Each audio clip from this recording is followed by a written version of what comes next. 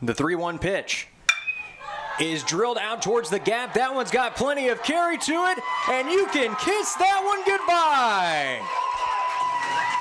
How about that for a first home run with Ouachita? Michael Quinones clears the bases with a grand slam. Touch 'em all, Tiger.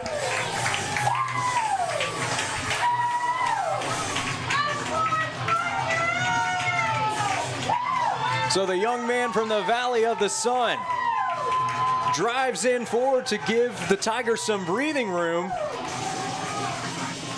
And one of the biggest home runs of the young season. Burson, one strike away from the complete game shutout. The 1-2. Locks him up for strike 3. It's the final stroke in an absolute masterpiece from the senior right-hander.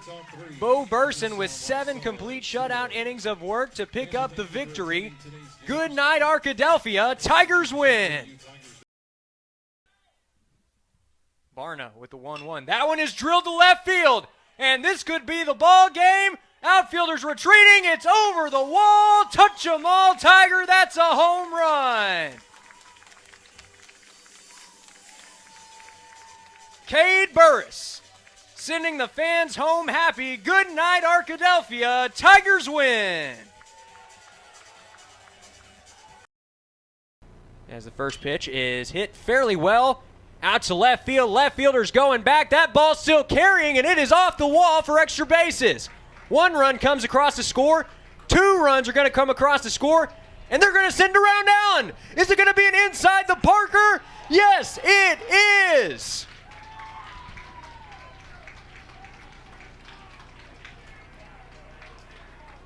Allen getting mobbed by his teammates as he crosses all 4 bases here.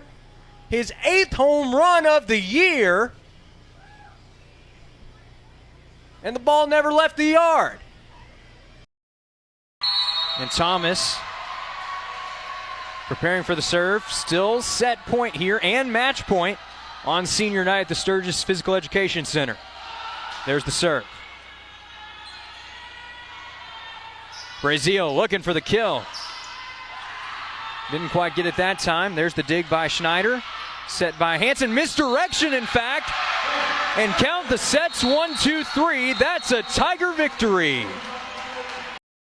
Alex Scariolo. Mentioned it earlier in the broadcast. Scariolo, originally from Marbella, Spain. And his first shot here at the charity stripe is good. A la familia Scariolo, baloncesto es muy importante.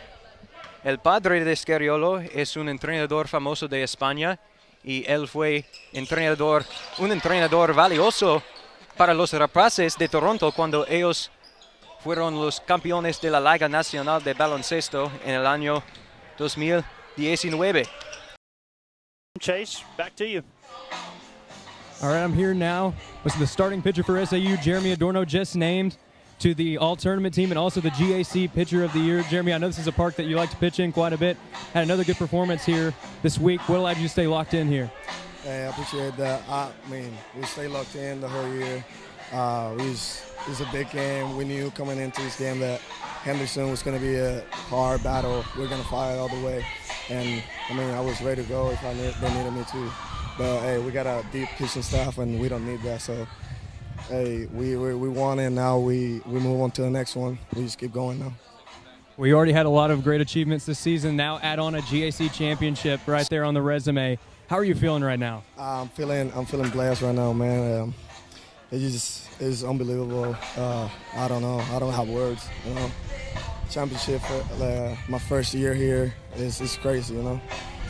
Now the road to the championship, obviously a journey, and I'm sure there are a lot of people that have helped you out along the way. Is there anybody you want to give a shout out to? I mean, all my coaches throughout my baseball career since I was a little kid. My family, especially my mom, my dad, they always helped me. They always been there for me. My whole family, man. Coaches here, coaches back at junior college, at Hill College, you know. They helped me be here. And, I mean, everybody that's been part of my career so far. All right, thank you, Jeremy. Congratulations and good luck at the next stage. Welcome back to the OSDN pregame show presented by Captain Henderson House. Now, chances are, if you've been around Ouachita football the past couple years, you've probably heard the name Kendall Givens. Givens, in just his second year with the program, has already reached the top 10 list for career rushing touchdowns for the Tigers. He's a rising star on the field and off the field. He's also a rising star for the Ouachita Sports Digital Network. This week, Givens had the chance to sit down with quarterback Riley Harms to discuss the upcoming game against Harding and his football journey to Ouachita.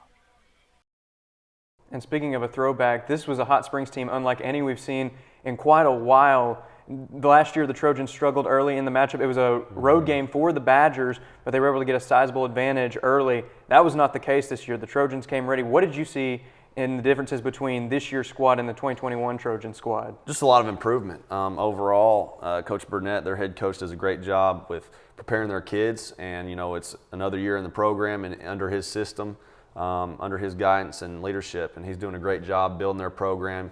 They're a much improved team from last year, and I expect them to keep building on that and have a good season from this point. And there's a really good football team. They had good game plans on offense, defense, and they executed them really well. They made things difficult for us, and really made us.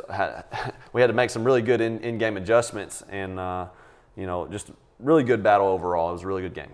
And you talk about those in-game adjustments. The Badgers were down for much of this contest all the way into the fourth quarter, something that the Badgers have not been accustomed to in quite a while. This was the first time that the Badgers, I believe, had scored less than 30 points since the season opener of 2021, and especially rare for the Badgers to be playing from behind. So what did that comeback tell you about this team, a team who hasn't faced many situations like that in recent memory? Yeah, and it's been a while since we were in this situation, and I was very impressed with how our kids responded to it. Overall, not something that we're accustomed to, not something that we like being in, but we responded well. We kept fighting through adversity.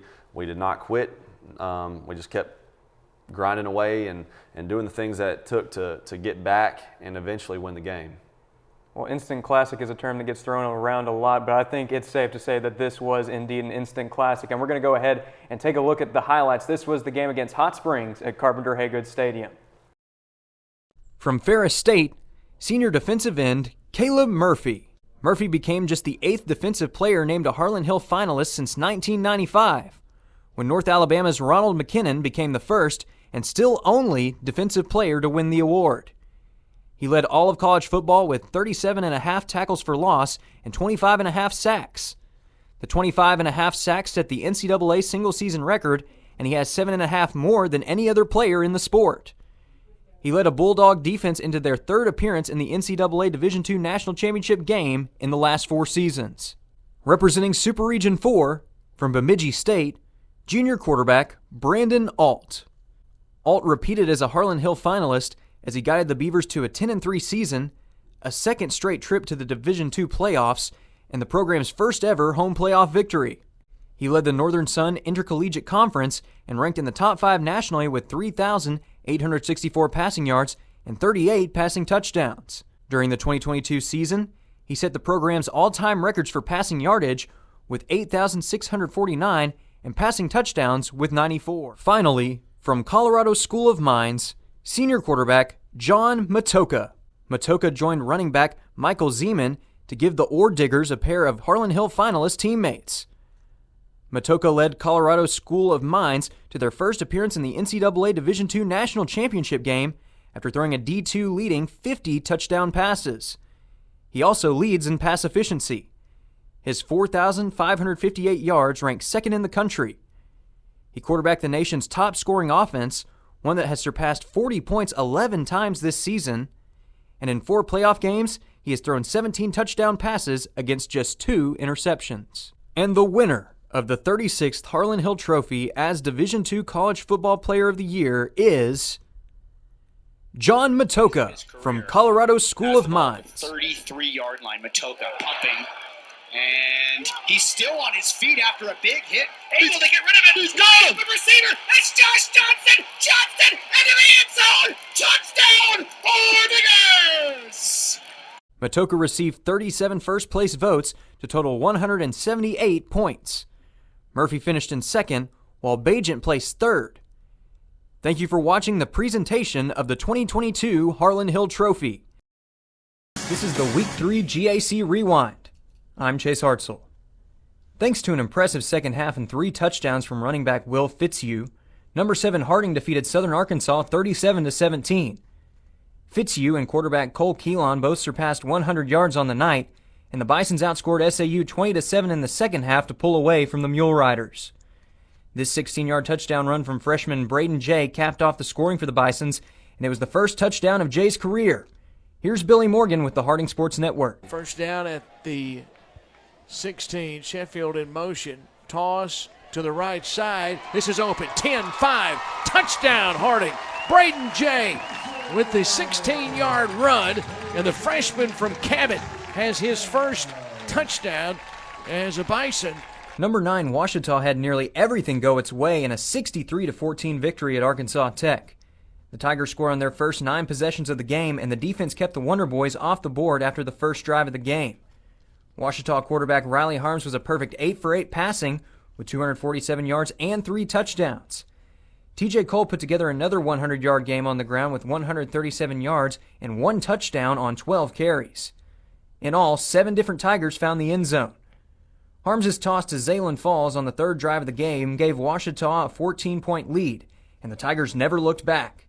Here's Rex Nelson with that call on the Ouachita Football Network. Harms with Cole set to his left. Send a man in motion on the jet sweep. Pitch to him. Good running room and gone. 35-30, 25-20, 15-10, 5-4, 3-2-1. Zaylen Falls to the promised land. Touchdown, Ouachita. The Henderson State Reddies made history on Saturday with their 37-27 win over UAM. The win was number 120 for head coach Scott Maxfield, surpassing Sporty Carpenter as the winningest coach in school history. The Reddies got it done through the air, with quarterback Andrew Edwards accounting for 310 yards and 5 touchdowns in only his second start. Corian Burrell led in rushing with 17 carries for 121 yards. The Reddies stretched their lead right before the half when Edwards found Xavier Malone for a 35-yard touchdown pass. Here's Blake Smith on the Ready Sports Network with that call. Cole, the senior, out of Pleasant Grove. Got a hold this time. Goes to the 3. Goes to the 2. Goes to the 1. To the promised land. Ouachita is back on top. TJ Cole, a senior running back for Ouachita, continues to impress as a leader and a player on the field. His football journey is a notable one, and it all started by looking up to another football player in the family. There's my older brother. We're like 10 years apart, but he played for Texas High School in Texarkana. He played with Ryan Mallett, so like I got to watch Ryan Mallett start off in high school, and I also got to watch my big brother play, and he's been my inspiration throughout the years. In addition to his brother's influence, Cole credits his Texas roots for developing his determination on the field. Everything is like football in Texas. It's super competitive, no matter what level you're in, no matter what school, district, just classification. It's just competitive at all levels. So I was very thankful that it gave me the passion to compete like this. Once at Ouachita, it was this passion that allowed Cole to develop a positive, competitive relationship with fellow running back Kendall Givens.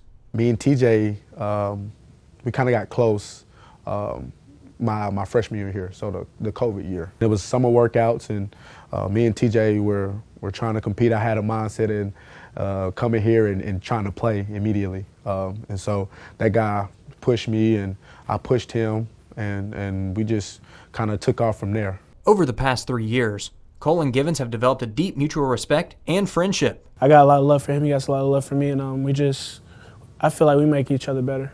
We're happy for each other. Like, whenever he scores, I'm like one of the first people running up to him, celebrating him for what he accomplished at that very moment, and vice versa either way, and we feed off each other. In his time at Ouachita, Cole has collected many accolades. In addition to a GAC record for most rushing yards in a season, Cole is a first-team All-American and the new OBU career rushing touchdown leader. If you ask him, though, that's not what he hopes to be remembered for most. I've left a good mark just being a player here, but I just want people to remember me as who I was like off the field, just how I just make people laugh. I bring a lot of energy to different situations. I try to make light of terrible situations too, but just how I am off the field, just not caught up in all the other stuff. One thing is certain, TJ Cole's impact will be felt in the Tiger locker room and record book for years to come. This is Chase Hartsell reporting for the Ouachita News Show.